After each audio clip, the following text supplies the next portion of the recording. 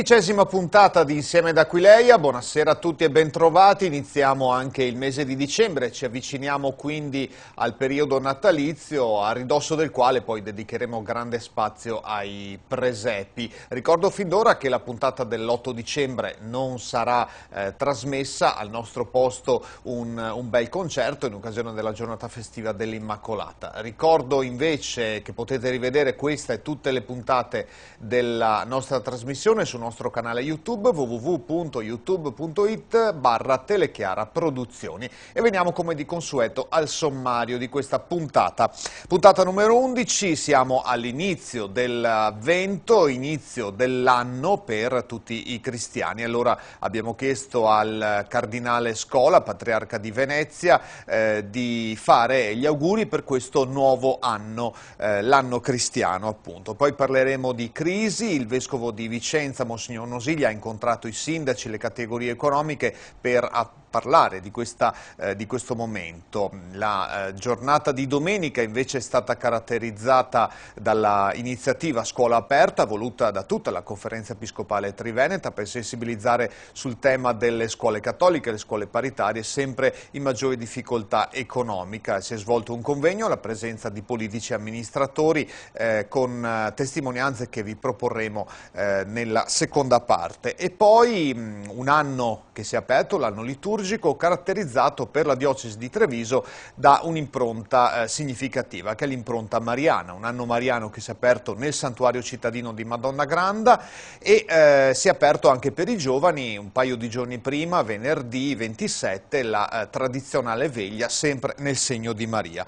Poi alcuni avvenimenti degli ultimi giorni, un convegno su Don Primo Mazzolari a 50 anni dalla sua morte. Parleremo poi di un alpino che da 65 anni torna dall'altopiano di Asiago alla Basilica del Santo nel giorno del suo compleanno, oggi ne ha fatti 97, per ringraziare il santo di aver superato indenne 2 conflitti mondiali. Poi parleremo della biblioteca dell'Istituto di Studi Ecumenici a Venezia e un'iniziativa per una serata analcolica che arriva da una parrocchia di Padova.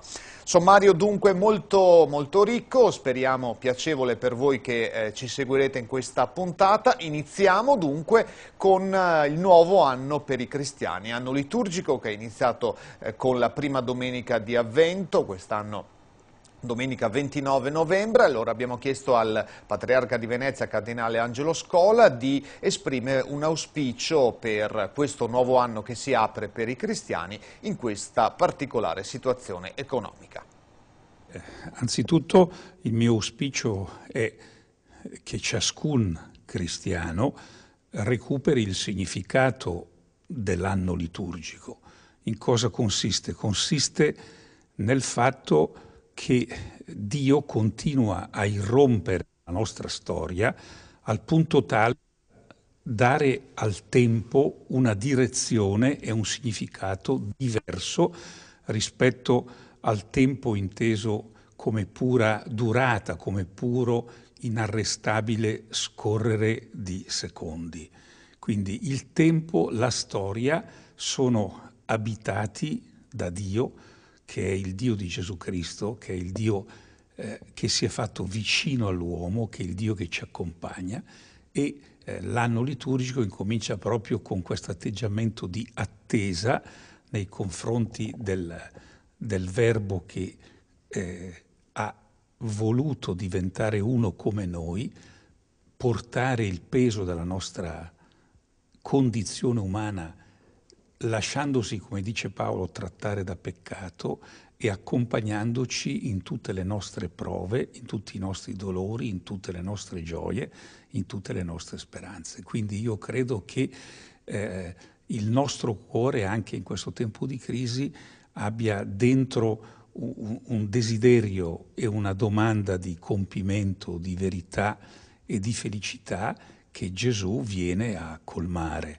E io mi auguro che noi cristiani si sappia vivere anche la prova di questo tempo di fatica consolati da questa attesa. Quindi l'attesa diventa un criterio operativo per affrontare giorno dopo giorno le fatiche, le difficoltà in famiglia, sul lavoro, di fronte al problema della giustizia, della pace, del rapporto coi beni, e ci aiuta quindi a trasformare anche questo tempo di crisi e di prova in una risorsa. Con la compagnia di Gesù, aspettando Gesù, possiamo camminare spediti, come quando un'innamorata aspetta l'innamorato. Ci spostiamo ora a Vicenza per parlare di un incontro, un disagio di contesto che richiede politiche e prassi nuove. È la crisi economica a Vicenza in particolare, dove la diocesi, per poterla affrontare al meglio, è tornata ad incontrare tutte le forze del territorio per dare il via ad un patto di solidarietà rinnovato, come ci spiega Giulia Salmaso. Il bene comune riparte dal territorio, da tutti gli attori in grado di metterlo in scena. Sotto la regia della diocesi iberica si sono riuniti oggi in Caritas a Vicenza i rappresentanti degli enti pubblici, delle associazioni e delle diverse categorie economiche della provincia per affrontare l'emergenza della crisi, che nel Vicentino ha fatto oltre 22.000 vittime. Migliaia di lavoratori usciti dal sistema produttivo, migliaia di famiglie sotto la soglia di emergenza, per cui la Task Force cittadina ha ora proposto 4 iniziative. Un fondo di lavoro, un fondo di pubblica utilità, un fondo di solidarietà sociale, un'agenzia di sviluppo locale e un nuovo piano di lavoro comunale.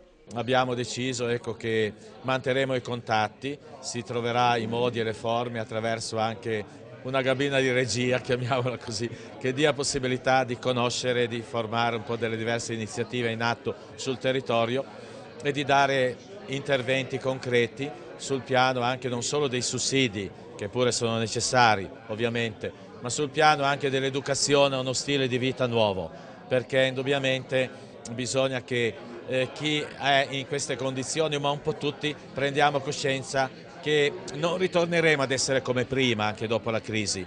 C'è bisogno di un modo nuovo, di uno stile nuovo di vita, non più povera, ma semmai più sobria, più orientata a quelli che sono i servizi e i consumi decisivi e fondamentali per la vita di una famiglia, e quindi superare lo spreco, superare un uso dei soldi un po' troppo così alla garibaldina, come si dice, senza quell'attenzione alle solidarietà necessarie.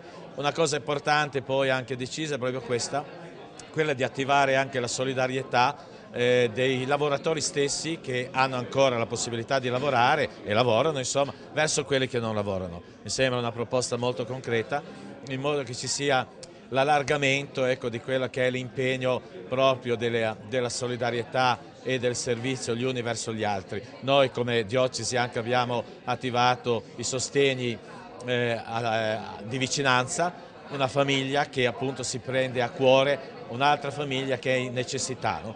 E questo significa far crescere il senso di partecipazione corresponsabile alla crisi, intendendo veramente una risposta concreta per i bisogni di tutti coloro che ne sono soggetti e che ne soffrono di più il peso. Per una dimensione etica che non sia estranea alla quotidianità, CGIL, CISL e UIL lanciano invece un patto di solidarietà dal basso tra i lavoratori. Anche nei posti di lavoro, magari quelli più fortunati, quelli che il lavoro ce l'hanno, possono contribuire ad attivare un fondo, ovviamente per le possibilità che ha un lavoratore, a favore di chi il lavoro lo ha perso, magari da molti mesi. È una cosa che stiamo esplorando. Oltre ai fondi di solidarietà dedicati alle famiglie e ai lavoratori che hanno perso l'impiego, l'amministrazione comunale iberica ha scelto di allargare la sua attenzione anche a categorie solitamente poco protette per affrontare con più coraggio le sfide dell'emergenza sociale. Stiamo lavorando attorno al tema di dare lavoro anche ai cittadini che non hanno gli ammortizzatori sociali. Andremo a inserire 10 persone a part-time in lavori che il Comune può fare nel verde pubblico e nella manutenzione delle scuole,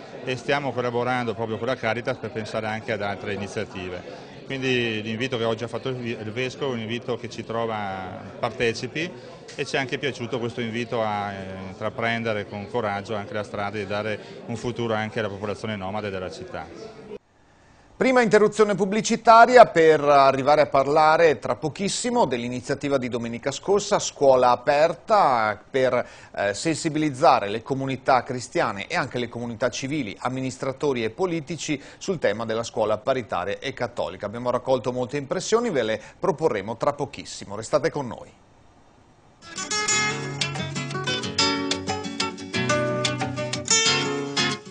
Eccoci tornati insieme, puntata numero 11 di Insieme da Aquileia. Torniamo su un tema che già abbiamo affrontato la settimana scorsa, che ci è molto caro, come è molto caro a tutti i vescovi del Triveneto, in particolare i vescovi del Veneto, l'unica regione a statuto ordinario in mezzo a due regioni a statuto speciale. E questa è una situazione che conta, in mezzo a un contesto che vede la scuola paritaria cattolica sempre più in difficoltà. Una scuola su tre, per quanto riguarda la scuola dell'infanzia, potrebbe addirittura chiudere. Già quest'anno molte difficoltà sono state affrontate e in qualche modo superate, però la situazione in certi casi è davvero grave. Su questo si è svolto un convegno domenica mattina a Treviso, ospitato dall'Istituto Zanotti, alla presenza di politici e amministratori di tutti i livelli, dall'Europarlamento fino al Comune. Abbiamo raccolto le loro impressioni, le voci dei genitori, le voci della Federazione Scuole Materne, per sentire appunto il ventaglio delle loro opinioni, delle loro proposte per questo mondo che in Veneto rappresenta un'importante maggioranza, soprattutto per quanto riguarda la scuola dell'infanzia. Sentiamo dunque queste opinioni sul tema scuola aperta, scuola della comunità. Una scuola della comunità è una scuola, diremo, odierna, ma anche che viene dal passato, nel senso che ci sono scuole che hanno 120 anni di storia. Erano state istituite quando nessuno faceva attività educativa da ordini religiosi, e in questi anni è cambiato cosa? È cambiato che con il venir meno in molti casi delle vocazioni, il personale religioso è stato gradatamente sostituito dal personale laico, anche da volontari in alcuni casi per alcune attività. Questo ha comportato agli inizi un sostegno da parte dello Stato, perché nel momento in cui c'è stato l'inizio della parità sono arrivati anche i fondi. Poi i fondi sono stati via via tagliati. Noi oggi stiamo facendo quella che non vorremmo fosse una battaglia di retroguardia, ma una battaglia perché il pluralismo nel nostro Paese ci sia effettivamente. Nel Veneto c'è un problema particolare: le quasi 1200 scuole rappresentano un unicum, ma un unicum da un punto di vista delle difficoltà economiche, perché nelle nostre regioni vicine i fondi ci sono. Quindi chiediamo un'attenzione ai nostri parlamentari perché ci sia un'attività diversa. Io ho già proposto anche a livello nazionale, dovremmo chiedere 1.000 milioni, non 535 che era una soglia ferma dal 2001. Perché? Perché i nostri genitori hanno diritto a istruire liberamente i loro bambini e i bambini hanno diritto ad avere un'istruzione. Giornata di scuola aperta, si continua a discutere, è bene continuare a discutere, oggi c'erano tutti. Sì, è bene continuare a discutere per crescere nella sensibilizzazione, per estendere la problematica, perché riteniamo che sia una lotta, se così possiamo dire, un impegno per il futuro, per le giovani generazioni, un impegno di libertà, un impegno di democrazia, un impegno di pluralismo, un impegno della società per riconoscere il bene della scuola, di tutta la scuola, e all'interno di essa appunto la scuola paritaria. Quindi non solamente riflessione, ma speriamo che anche questi incontri promuovano una maggiore responsabilità politica, ad assumersi le proprie responsabilità a vari livelli, a livello statale, a livello regionale, a livello comunale, a livello anche parrocchiale, e poi anche dal punto di vista anche delle comunità cristiane a non demordere, a non lasciar perdere, nonostante le molte difficoltà, ecco, che si aggravano sempre di più sulle spalle dal punto di vista economico e finanziario, perché riconoscono che questa è una sfida culturale, una sfida educativa. Vorremmo quantomeno che gli stanziamenti fossero garantiti, e forse vorremmo diventare, in questo senso sì, europei, non per altre questioni che hanno avuto la ribalta dei giornali, dove i dipendenti, ecco, lo stipendio dei dipendenti viene garantito dallo Stato, nella laicissima Francia o anche nella Spagna di Zapatero. Fanno altre cose che non condividiamo, ma almeno in questo senso sono forse un po' più avanti di noi. In questo campo l'Europa può aiutare o è un ostacolo? No, io mi auguro che l'Europa possa aiutare. Oggi purtroppo i segnali che vediamo dall'Europa sono di un'Europa dove soffiano dei venti di laicismo che in questo senso non aiutano, un laicismo che vorrebbe espungere ed espellere qualunque segno religioso, qualunque simbolo religioso, qualunque testimonianza religiosa dallo spazio pubblico delle comunità e delle società, in questo senso abbracciando una visione di laicità che noi non condividiamo e che è quella nata, diciamo, in Francia, no? Ricordiamo quando nel 1905 ci fu questa legge proprio che sanciva questa separazione assoluta, drastica e perentoria, che per la verità non sono riusciti neanche loro poi per fortuna a realizzare fino in fondo, perché poi la vita dei popoli non la si può così costringere in questi modelli astratti. Si sta tentando in Parlamento di ripristinare quello che già la legge 62 prevede, la discussione inizia proprio in questi giorni, la sua proposta concreta di emendamento? È ripristinare i 135 milioni che sono stati tagliati, erano a bilancio nel 2008 e oggi purtroppo a bilancio ce ne sono 410 milioni per le scuole paritarie d'Italia e mi preoccupa soprattutto la situazione delle scuole dell'infanzia, che qui in Veneto sono il 70% che offrono ospitalità, accoglienza e educazione ai nostri bambini. Questi 135 milioni devono essere rimessi al loro posto e ancora non basterebbero. Questo è il primo emendamento. Il secondo è quello di liberare dal patto di stabilità comuni e regioni del Veneto, dove l'offerta di queste scuole, formativa di queste scuole, supera il 50% delle scuole dell'infanzia complessive. Questo permetterebbe ai comuni e alle regioni di erogare almeno le risorse che hanno a loro disposizione per queste scuole. Un invito alle famiglie nei confronti dei parlamentari? Sì, cercate nel sito della Camera i nomi dei parlamentari che conoscete del vostro territorio e mandate loro delle belle letterine. Guarda che ti stiamo osservando, vediamo come voterai in Parlamento, se i soldi per le nostre scuole li metterai oppure no. In particolare in Veneto si pone un problema di risorse, di finanziamenti adeguati, di certezza, ecco, di bilanci per quanto riguarda queste. Allora, infatti io nel dibattito ho auspicato che sulla vicenda del pregresso per quanto riguarda i finanziamenti alle scuole paritarie ci sia chiarezza e ci sia, come dire, una sicurezza di garanzie per i bilanci e per il futuro una capacità della Regione Veneto di dare ancora più visibilmente, insomma, forza a questo modello che va nel senso della sussidiarietà costituzionalmente oggi recepita, ma è squisitamente dottrina sociale della Chiesa. Cioè queste istituzioni che nascono nei territori, che nascono nelle comunità, devono avere un riconoscimento effettivo proprio per garantire questa ordinaria, ecco, scommessa educativa che svolgono quotidianamente. 3 proposte da lei, consigliere Sernagiotto, per questo mondo che caratterizza il Veneto. Quali sono? Allora, la certezza. L'ANCI convochi i 581 comuni e decidono quale cifra stanziare minima. Poi chi ha più generosità e crede di più a questo, ma il minimo che è la sopravvivenza, prima cosa. Seconda cosa, la Regione deve continuare su quella strada, anzi, da quello che consideriamo noi, chiederemo un progetto pilota alla Gelmini di portare in Veneto quanto paga le scuole pubbliche in Veneto, dia alla Regione questi soldi, quanto costano le scuole private, il 30% in meno, offrendo, diciamo, un'eccellenza come quelle pubbliche. Non voglio fare differenza di eccellenza.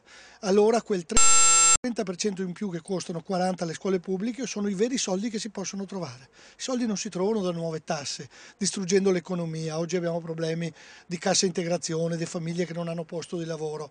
Perciò la differenza tra il mio ragionamento e quello dell'amico Zabotti e dell'onorevole Rubinato è che io dico, il monte soldi quant'è? 100.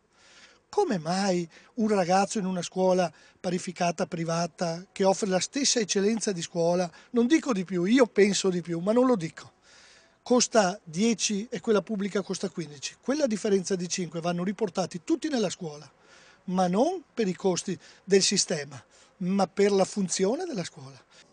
Assessore, il Comune è la prima porta dove le scuole e i genitori vanno a bussare. Per quanto riguarda Treviso, com'è la vostra situazione? Ma credo che il Comune di Treviso abbia fatto un ampio sforzo a favore delle scuole della FISM, le scuole per l'infanzia cattoliche, e eroghiamo ogni anno ben 800.000 euro, perciò vuol dire che eroghiamo, siamo sopra la media della provincia di Treviso come erogazione e addirittura eroghiamo questi finanziamenti anche ai bambini che non sono residenti a Treviso ma che frequentano le scuole materne di Treviso.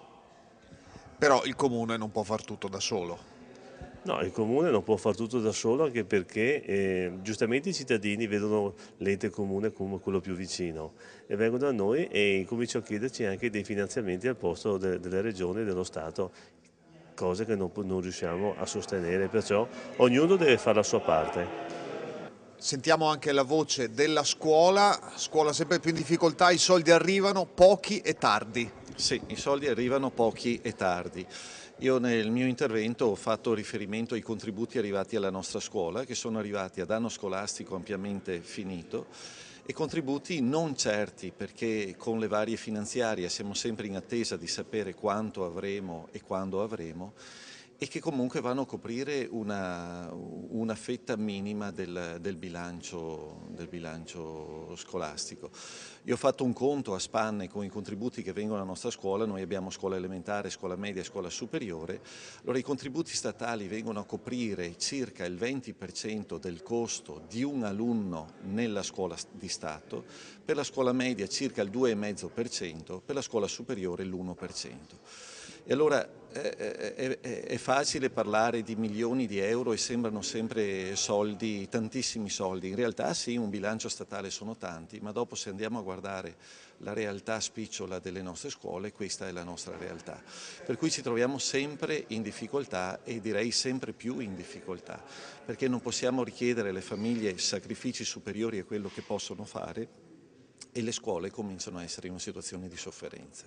Non abbiamo competenze, però noi come amministrazione provinciale, il mio assessorato in modo particolare, sono molto vicini alle scuole pubbliche paritarie. Sono queste scuole di comunità a cui dobbiamo dare assolutamente tutto il nostro sostegno, soprattutto perché è giusto che le famiglie abbiano la possibilità di scegliere fra una scuola pubblica di Stato e una scuola pubblica cattolica, in cui sono messi al centro dell'educazione non solo i bambini ma le intere famiglie. Penso che sia arrivato il momento di diventare di non stare sulla difensiva, ma di cominciare ad essere propositivi anche in Europa.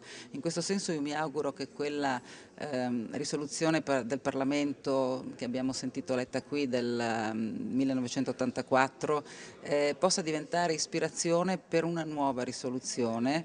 Io sentirò i colleghi parlamentari del Partito Popolare Europeo, partendo dagli italiani, ma anche i colleghi italiani degli altri partiti, per vedere se riusciamo a rimettere in piedi e a rinnovare una risoluzione per il 2010 su questi temi. Poi dovremo attrezzarci e trovare una trasversalità.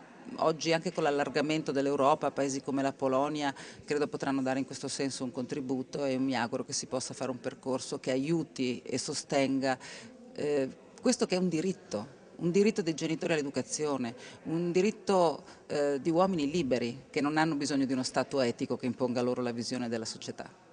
Sentiamo anche la voce dei genitori delle scuole cattoliche. Si può scegliere, c'è libertà o che difficoltà ci sono? Beh, libertà devo dire che effettivamente ultimamente non c'è più, perché con questi finanziamenti che vengono a mancare, con conseguenti aumenti di rette, un genitore, se vuole scegliere di poter portare un proprio figlio in una scuola cattolica, deve verificare veramente le proprie risorse economiche, e lì oggi come oggi, aggiungiamoci poi il periodo anche di crisi, diventa assolutamente difficile.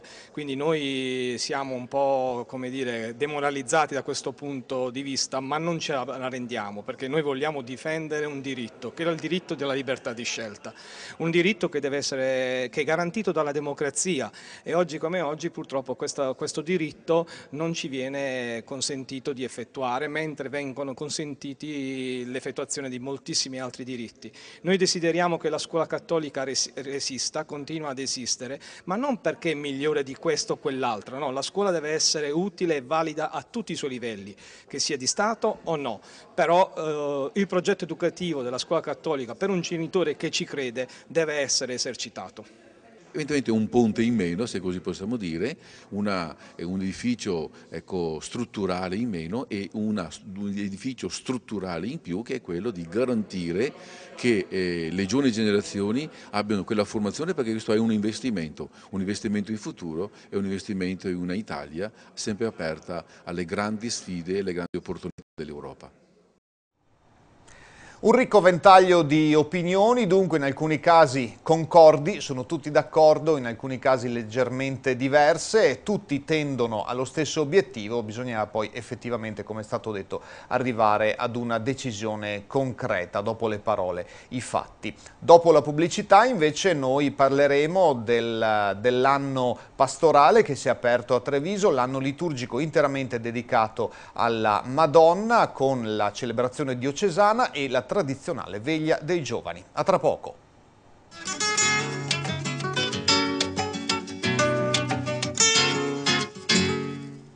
Eccoci tornati insieme per questa puntata di Insieme da Aquileia, la numero 11 a Treviso. La diocesi attende di conoscere il nome del suo vescovo, verosimilmente bisognerà aspettare ancora alcune settimane, qualcuno dice anche alcuni mesi, vedremo cosa succederà. Nel frattempo, come sapete, l'amministratore apostolico nominato dalla Santa Sede è il patriarca di Venezia, il cardinale Angelo Scola, che ha delegato ad omnia, cioè per tutte le necessità ordinarie, il vicario generale uscente, Monsignor Giuseppe Rizzo, ed è stato lui a guidare due momenti forti di questo ultimo fine settimana: l'apertura dell'anno mariano per la diocesi con la Santa Messa svoltasi nel santuario cittadino della Madonna Granda e la veglia dei giovani, il tradizionale appuntamento che vede riunite centinaia, alcune migliaia anzi, di giovani per questo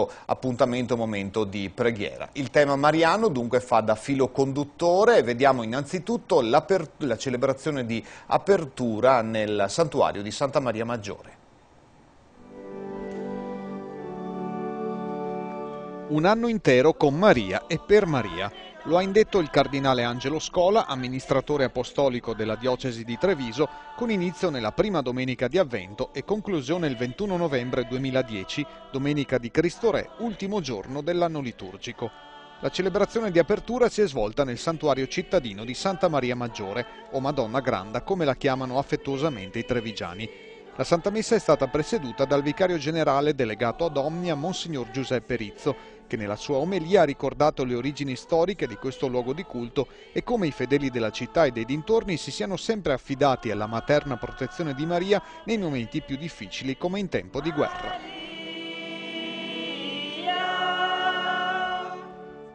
Noi siamo pieni d'angoscia e di lacrime, ma la nostra mamma è serena. La Vergine Maria ha il volto sereno. Anche noi dovremo stare sereni. E così Treviso ha imparato dalla Vergine Maria, dalla Madonna Granda, ad avere fiducia in lei. Questa è diventata la casa di Nazareth dei trevigiani. Qui è passata la storia della nostra fede e della nostra civiltà. Noi torniamo oggi per iniziare l'anno di Maria, un anno in cui la Vergine Santa ci sarà madre e maestra, nelle parole pochissime che ha detto e che sono conservate nella Santa Rivelazione, ma ci sarà anche guida con l'esempio della sua vita. Essa prende per mano tutti. L'anno mariano dunque si innesta, ha bisogno di un luogo in cui crescere. Questo luogo è l'anno liturgico che oggi comincia, cioè l'anno nel quale comincia la storia della salvezza. E come un grande libro si apre la prima pagina e si legge che Dio ha un amore così grande che non si dimentica di noi. Ha un amore così grande che viene in cerca dei suoi figli, li ama, li salva, li prende per mano. Noi chiediamo in quest'anno a Maria e nell'apertura di questo anno liturgico, nella prima domenica di Avvento, che il nostro cuore sia come il cuore dei bambini. Sono i bambini qui davanti, sono anche bravi, sono attenti, e sono in fondo la misura. Se noi impareremo ad educare i bambini, impareremo ad educare noi stessi. Il primo grande peccato, la prima lontananza da Dio, è la lontananza a cui condanniamo i bambini quando non insegniamo loro la bellezza della fede, il segno e la grandezza della loro identità cristiana. I bambini sono bambini, si distraggono, guardano, ma sono anche in fondo una promessa. Ecco, una comunità cristiana che inizia a celebrare l'anno di Maria si dedica ad educare le nuove generazioni. La Vergine Maria fa sedere Gesù sulle sue ginocchia. Noi chiediamo, Vergine Santa, sull'altro ginocchio fai sedere i nostri bambini. Aiuta questa comunità cristiana, la nostra diocesi, a non dimenticare questo. L'indicazione di dedicare un intero anno alla devozione mariana è stata data nel mese di giugno dall'allora vescovo Andrea Bruno Mazzoccato, che nella sua esortazione pastorale aveva tracciato il cammino per tutta la diocesi nei prossimi 3 anni. A coronare l'anno mariano sarà il pellegrinaggio diocesano proprio alla Madonna Granda il 22 maggio, in cui sarà celebrato l'atto di consacrazione e affidamento di tutta la diocesi a Maria. Anche le comunità saranno chiamate ad approfondire il tema Maria, specchio purissimo della carità di Dio, con alcuni incontri a livello locale in cui sarà approfondita la figura di Maria e la sua presenza e azione nella Chiesa e nel mondo.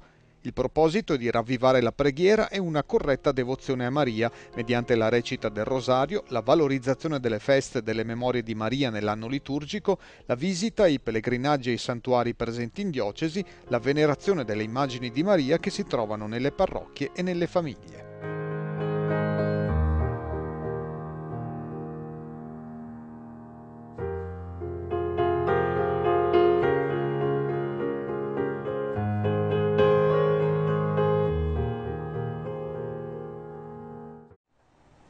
Questa è la celebrazione di apertura, poi un lungo percorso che accompagnerà le parrocchie e le comunità fino appunto al pellegrinaggio del 22 maggio e poi la chiusura dell'anno mariano il 21 novembre del 2010. Percorso parallelo e anche insieme lo faranno evidentemente i giovani, che però da alcuni anni hanno un percorso diciamo così privilegiato e speciale, voluto dall'allora vescovo Monsignor Andrea Bruno Mazzoccato, percorso che continua ed è appunto bello vederli ritornare così numerosi nel Tempio di San Nicolò, che è un po' diventata la casa dei giovani trevigiani, semplicemente per il fatto che è la chiesa più grande della città di Treviso e riesce ad accoglierli, anche se ultimamente un po' a fatica, non sempre ci stanno tutti comodamente. Il tema mariano ritorna anche per i giovani, vediamo dunque una sintesi dei temi e degli argomenti della veglia diocesana.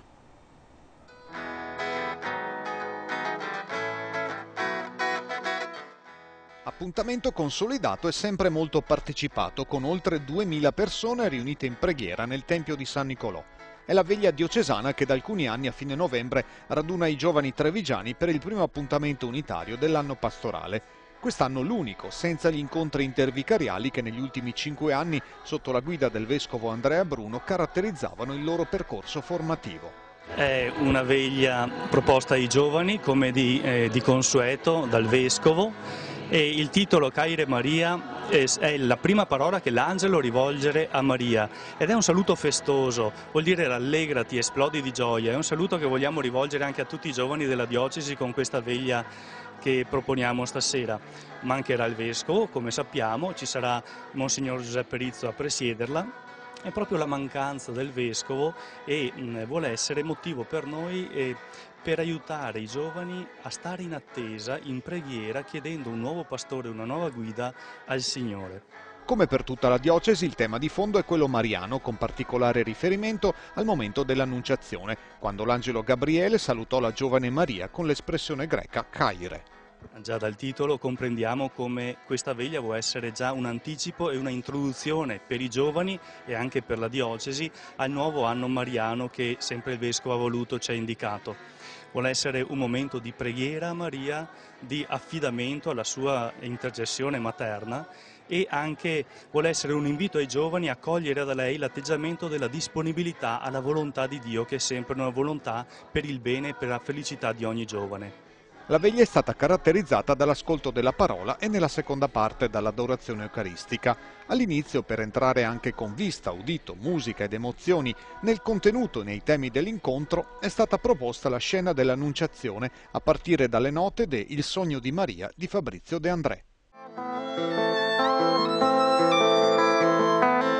Voci di strada, rumori di gente mi rubarono il sogno per ridarmi al presente.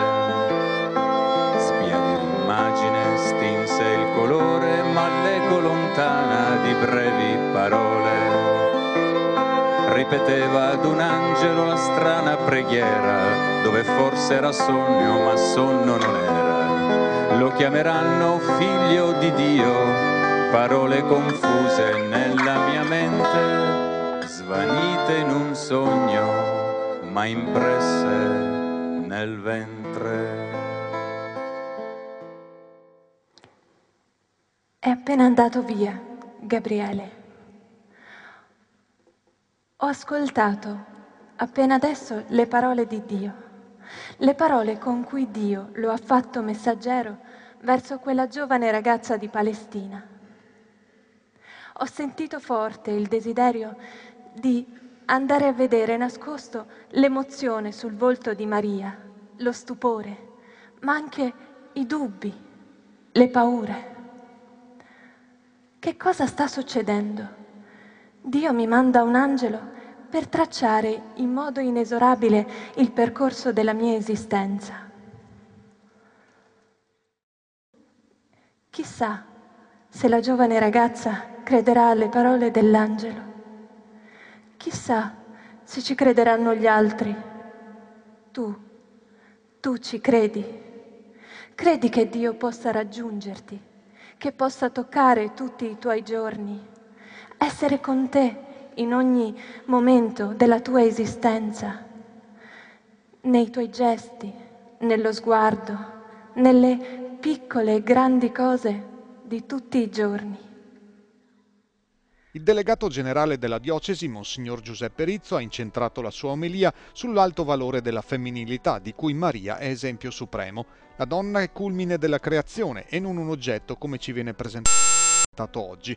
Ecco quindi l'invito a tutti i giovani a seguire l'esempio della Madonna e a formarsi nel corso dei prossimi mesi con la preghiera grazie ad un piccolo sussidio. Un sussidio di preghiera che li aiuterà a rimanere in preghiera da qui fino a Pasqua. Proprio lo schema di preghiera sarà riprendere e sviluppare lo schema del rosario, meditato secondo le parole, gli episodi della vita di Gesù, gli episodi salienti.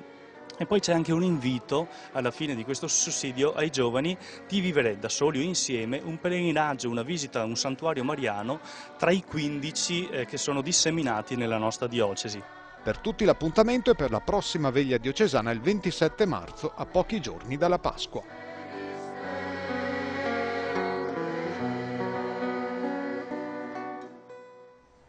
Ultima interruzione pubblicitaria prima di raccontare alcuni eventi del territorio. Da Campo San Piero parleremo di Don Primo Mazzolari, a Padova incontreremo un alpino che torna da 65 anni alla Basilica del Santo per un voto di ringraziamento, parleremo di una biblioteca a Venezia e poi di uno spritz analcolico proposto a Padova. Restate con noi.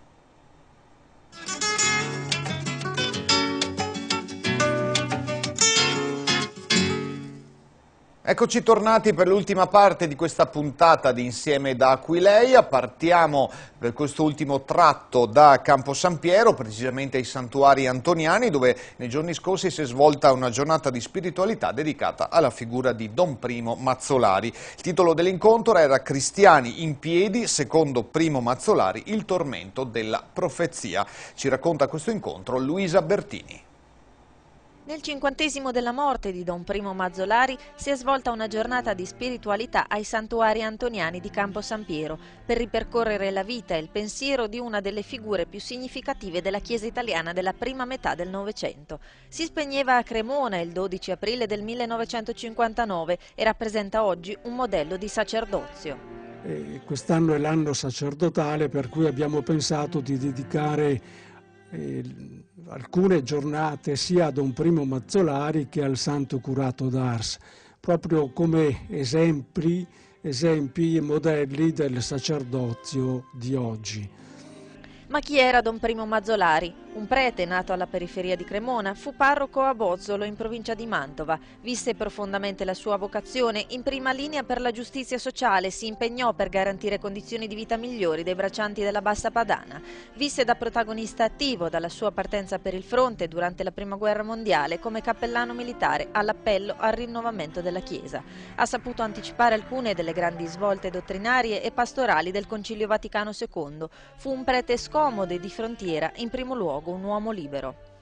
Don Mazzolari è stato un uomo libero innanzitutto nei confronti del potere politico, perché nel ventennio fascista lui da subito ha capito che tra fascismo e fede cristiana, tra fascismo e dignità dell'uomo non c'era assolutamente possibilità di accordo, e di fronte al fascismo lui è rimasto in piedi, cioè si è opposto sin dall'inizio, pagando caramente di persona con varie denunce, con arresti e con 9 mesi trascorsi in clandestinità.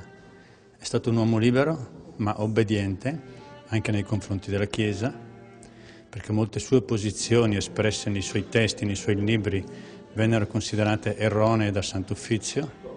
I suoi libri vennero ritirati, però lui manifestò sempre la necessità che le opinioni non dovessero essere censurate o ristrette, per cui obbedì alla Chiesa, manifestando però nel contempo il suo diritto ad esprimere su aspetti di carattere non dottrinale, ma appunto di attualità o su aspetti della vita della Chiesa, il suo diritto ad esprimere un suo punto di vista. Manifestò il suo impegno per la causa della pace anche attraverso i suoi scritti, in particolare a partire dalle pagine di Tu non uccidere del 1955, in cui proponeva la non violenza cristiana e faceva emergere una critica severa della stessa categoria di guerra giusta. Don Mazzolari è stato innanzitutto un sacerdote. Sulla sua tomba a Bozzolo c'è scritto proprio Primo Mazzolari sacerdote. Il primo tratto caratteristico è stata la sua ansia pastorale incessante, cioè il suo desiderio di portare il messaggio di Cristo lungo le strade degli uomini e in particolare ai lontani. Ecco, quello dei lontani è stato certamente uno dei temi a lui cari. Quest'ansia sacerdotale derivava dall'idea che non fosse possibile tenere la parola di Dio dentro le sagrestie e le chiese, ma bisognava portarla appunto fuori, lungo le strade dove gli uomini vivono e camminano. Presentato dal suo ultimo biografo Anselmo Palini, dalla Fondazione Mazzolari di Bozzolo con la collaborazione della Corsia del Santo Placido Cortese di Padova, alle relazioni si sono intervallate parentesi in cui attori locali hanno interpretato gli scritti di Don Mazzolari. Ciò che colpisce sono le caratteristiche dell'uomo d'azione e del fare, ci hanno detto. Mazzolari è la persona che fa, non è soltanto predicatore di teoria, non sono frasi fatte, ma lui scende in campo, scende sulla strada, in mezzo alle piazze e per dare un messaggio. Questa è la parte più importante di questo grande personaggio, diciamo anche controverso e anche in crisi per quanto riguarda proprio la stessa religione, il credo. E allora sta proprio qui il punto focale. Mazzolari è un uomo d'azione, per quanto mi riguarda, per quanto che ho potuto capire io, così nel realizzare teatralmente e anche in azione scenica il personaggio di Mazzolari. Si chiama Cristiano Dal Pozzo, oggi ha compiuto 97 anni e da 65 anni scende da Rozzo, Altopiano di Asiago, al Santo, alla Basilica del Santo di Padova, in corriera, per ringraziare Sant'Antonio di averlo fatto tornare da 2 guerre. Anche stamattina il ritorno in divisa storica, accompagnato dal sindaco e accolto dai frati della Basilica. Ce la racconta questa giornata e questo incontro, questo ritorno, Micaela Faggiani. Oggi vestito di tutto punto per il voto a Sant'Antonio? Sì. Come mai? Quando l'ha fatto questo voto? L'ho fatto quando sono andato prigioniero in Germania. Là, quando che venivano gli apparecchi a bombardare, era sempre il pericolo di morte, e allora ho detto: Sant'Antonio, aiutami, che vengono trovati dopo. Ha fatto così per tantissimi anni? Sì, del 45 fino adesso, ogni anno veniva a Sant'Antonio. Non ho mai passato un anno perché i miei familiari mi dicevano: non sta a andare, che non ti stai tanto bene, e mi dicevano: va lo stesso. In autobus? In autobus. Lei ha fatto sia la guerra in Africa che poi è stato in un campo di concentramento? Sì, e dopo in ultima mi ha passato a Bolzano, a Brennero, e mi ha portato in Austria, prigioniero in Austria. Ai suoi nipoti, ai bambini, che cosa racconta della guerra che non l'hanno vista? Avevo contato ancora prima, quando sono venuto dalla prigionia, perché ho fatto tanti scritti anche alla casa. Adesso ho fatto proprio un diario bellissimo di tutte le 3 guerre, l'Abissinia, l'Africa settentrionale e cosa. E lei fa il coltivatore, coltiva le patate? Adesso le faccio, ma prima ho fatto tanto militare, perché ho fatto più di 10 anni di militare. Mi sento non tanto fortunato, perché la mia persona ha tribulato tanto, paure, guerra e anche grande paure di apparecchi dell'ultima guerra. Dopo che ero prigioniero, che capitavano tutti i giorni sopra a muovere bombe, e chi si salvava. E allora io d'inverno col freddo e calze non ne avevano questi pezzi di corno, dei sacchi, ciappavo le gambere una per mano e camminavo, che era freddo d'inverno. E l'anno prossimo ritornerà qui al Santo? Ma vediamo, perché posso andare anche in su. Ci spostiamo ora a Venezia. Abbiamo già conosciuto nella puntata precedente l'Istituto di Studi Ecumenici San Bernardino. Ebbene, un istituto, per portare avanti la sua attività, ha bisogno anche di una biblioteca ben fornita per continuare la ricerca. Una biblioteca che c'è è proprio nello stesso stabile del complesso di San Francesco della Vigna a Venezia, una biblioteca moderna nelle sue attrezzature, nella collocazione dei libri, come vedrete, ma con una ricca tradizione di documenti per la parte moderna, ma soprattutto per la parte antica, arrivata dalla chiusura di tanti conventi francescani. Andiamo a visitare dunque questo importante luogo di cultura. Nel convento di San Francesco della Vigna a Venezia c'è anche un'importante biblioteca, siamo nel settore moderno ma c'è anche un settore antico che poi vedremo. Insieme a padre Rino Sgarbossa raccontiamo un po' la storia di questa biblioteca e quali contenuti, quali libri, che fondi ci sono. Abbiamo notizie certe della biblioteca di San Francesco della Vigna a partire dalla metà del 400, comunque certamente i frati anche prima avevano dei libri. A partire dal 400 comincia a formarsi una considerevole biblioteca che ha anche risonanza a livello cittadino, tanto che sia nel 500 che nel 600 e anche nel 700 si trovavano nella nostra biblioteca, ovviamente la biblioteca antica, si ritrova anche il clero veneziano per ascoltare le lezioni dei professori di morale. La biblioteca ha una grande fama attorno al Settecento, grazie anche a dei bibliotecari importanti, quali degli Agostini, Giovanni degli Agostini, che gestisce la biblioteca attorno alla metà del Settecento. Nell'Ottocento, con le soppressioni prima napoleoniche e poi quella austriaca, la biblioteca viene soppressa e acquisita da parte dello Stato.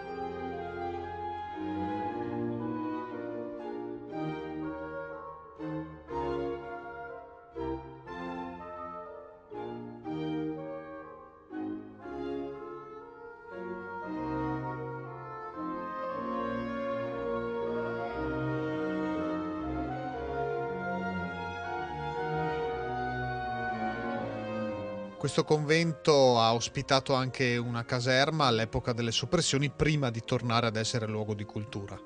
Esatto, è stato anche caserma. Una volta ritornati i frati in questo convento hanno anche riaperto la biblioteca grazie a lasciti di religiosi e del clero locale.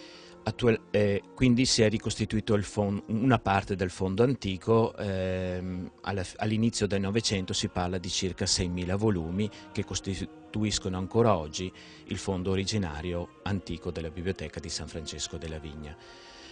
Nel corso degli anni, soprattutto negli anni più recenti, veniamo negli anni fine anni 80 e inizio anni 90, arriva l'Istituto di Studi Ecumenici, e con l'Istituto di Studi Ecumenici la biblioteca riprende vitalità, si forma un fondo per l'istituto, un fondo librario a carattere ecumenico, e credo che la nostra biblioteca a questo riguardo sia unica nel suo genere in Italia.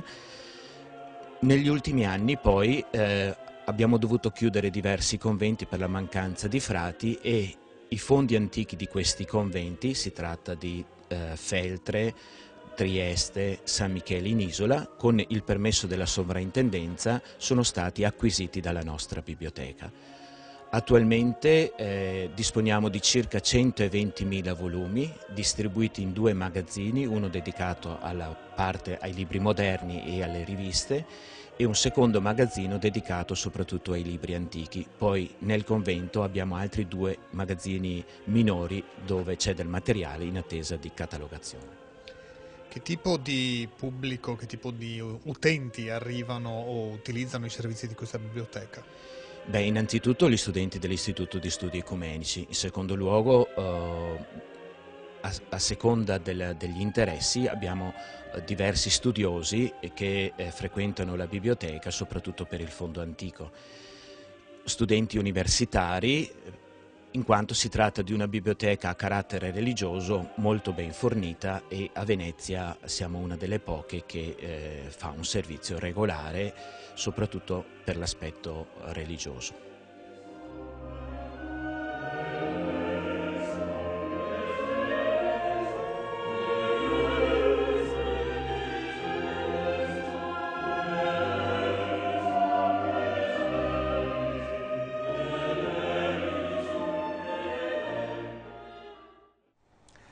Torniamo in città a Padova, precisamente al Caffè Pedrocchi, uno dei luoghi simbolo della città, dove si beve, non sempre, ma si è bevuto lo spritz analcolico, un'iniziativa a cui hanno partecipato i ragazzi della parrocchia della Guizza, organizzata da Don Marco Sanavio, Monsignor Daniele Prosdocimo e Padre Danilo Salezze, con l'intervento e la partecipazione di Don Luca Facco e del Dottor Franco Marcomini. Una serata analcolica raccontata ancora da Luisa Bertini. A base di fragola, lime o arancia, sono gli spritz 0% alcol preparati dai ragazzi della parrocchia della Guizza, a dimostrazione che si può stare insieme e divertirsi senza bisogno di sballare.